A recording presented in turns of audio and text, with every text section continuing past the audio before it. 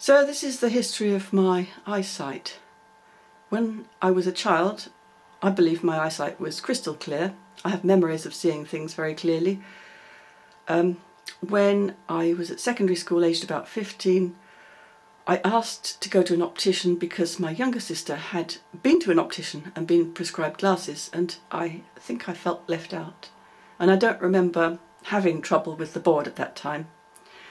Anyway, so from then on I wore glasses, I think occasionally. It was only when I was about 18, 19, when I was at university, that I began to wear them more regularly, because at that point I did need to be able to see the board from, in the lecture hall.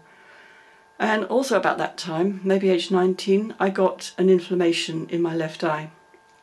It was a toxoplasma infection, which caused a lesion, a scar in the back of the eye, but the treatment was to get me to put atropine drops into that eye, which dilates the pupils, which means that you can't see clearly anyway.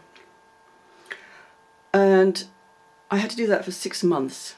Well, the atropine is you put that in so that you can then put the anti-inflammatories in, and they'll become absorbed into the eyeball through the larger pupil. But I think the side effect of that is that I lost the ability to coordinate that eye and use that eye. It just sort of stopped working properly because everything was blurred and I couldn't use it as I had been used to.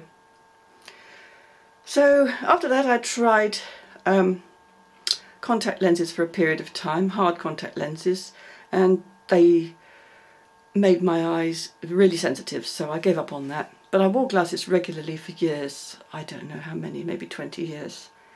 And then I went to a talk where this guy was talking about Bates' method and explained that if you wear glasses all the time, you have no chance of your eyes getting better. And in fact, the only possibility is that they'll get worse. And so I stopped wearing glasses. And I went and trained as a Bates teacher. I thought, I'll train as a teacher and cure my own eyesight at the same time. Well, guess what? I trained as a teacher and I didn't cure my own eyesight at the same time. But I did learn some interesting things.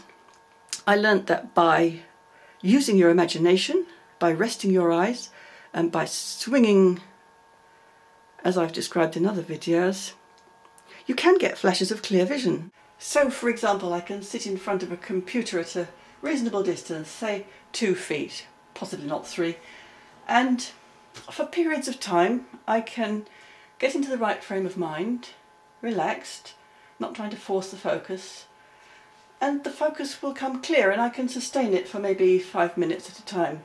I mean, it's not just when I'm sat in front of the computer that I get the clear flashes. I can get them walking through the supermarket. I have to consciously switch into that mindset, and then I can read the labels on the aisles, for example. What I didn't get from everything I've learned and practiced so far was the really deep understanding that you don't just have to know the theory, you don't have to have experienced it, you actually have to do the legwork. You have to practice regularly. And it's this book, a chap called Leo Angart,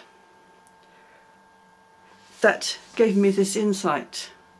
Leo Angart teaches by running a weekend workshop, an intensive, and then he sends people home and he doesn't see them again.